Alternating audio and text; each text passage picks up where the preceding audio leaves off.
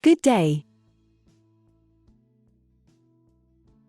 Today we're going to review the book called The Decision-Making Blueprint, a comprehensive guide to making better decisions, avoiding errors and expensive mistakes, learning how to automate your mind to choose better alternatives, and ultimately, improving your life by upgrading the decision-making process. In economics, people are defined as homo economicus beings, which implies that the nature of a human being is to be self-centered, analytical, and on top of all, rational. However, real-life situations have proved numerous times that this theory is in fact, partially wrong. We are programmed to survive. This is the reason why everyone seeks their best interest at heart. However, the way we do that is questionable. Humans oftentimes lack rationality in their decisions. There are times when we make decisions knowing that they will harm our future. This is because people make systematic errors in their thinking. Our brain is programmed to keep us alive, not seek our well-being. For example, we feel twice as bad if we lose something as if we gain the exact amount of an item. Our loss aversion prejudice, along with many other biases and fallacies, are just some of the faulty thinking traits that we as humans have. The decision-making blueprint teaches you how to think better and find new ways of making decisions that benefit your well-being. By taking charge of your conscious approach to the decision-making process, you can actively improve your life and achieve more successful endeavors. Here are my 3 favorite lessons from the book.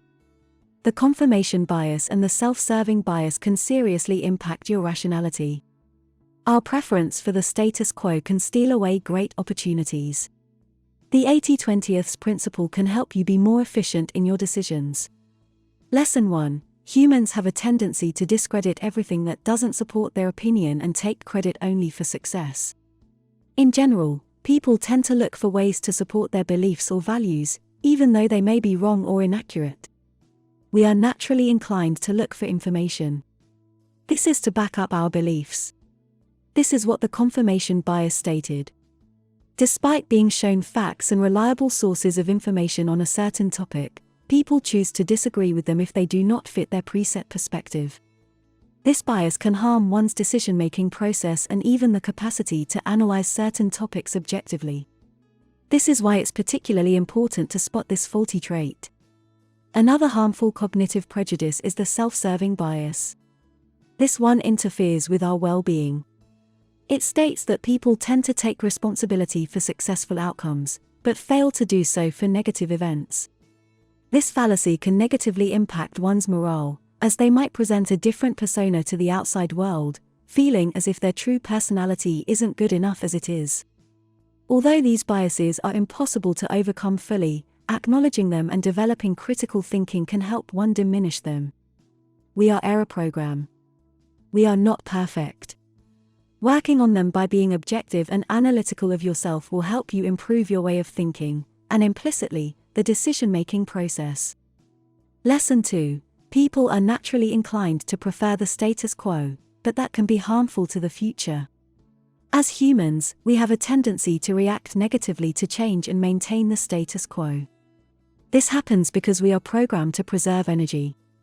The losses from potential change count more than the success from potential gains. Therefore, people choose to keep things still by going to the same restaurants because of familiarity. This is not necessarily a bad thing, as it can help save time and energy, but it can also impede us from seizing opportunities.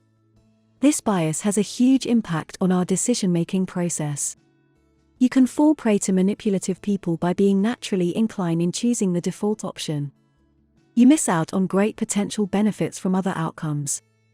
To avoid that, you should first acknowledge that you have a psychological commitment to the familiar. Poor decisions can indeed go worse than simple inaction, but that's not always the case.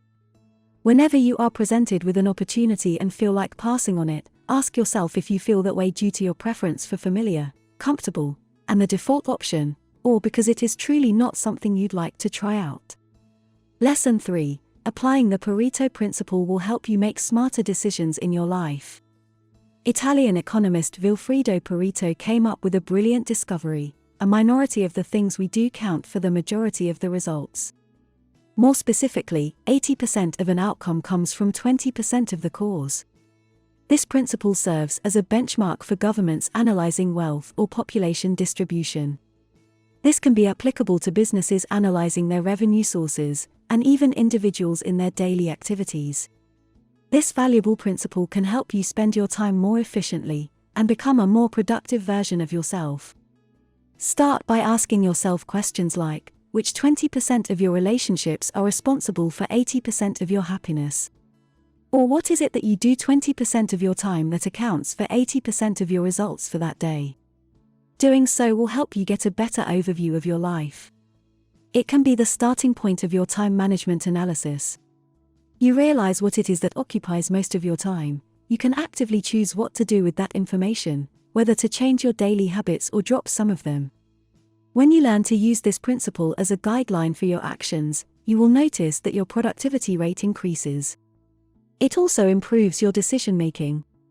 You'd rather spend less time doing valuable things that will influence 80% of your day, rather than just trying to stay plugged in continuously, but achieving poorer results, right? This concludes the review of the book called The Decision-Making Blueprint. Thank you and have a prosperous day.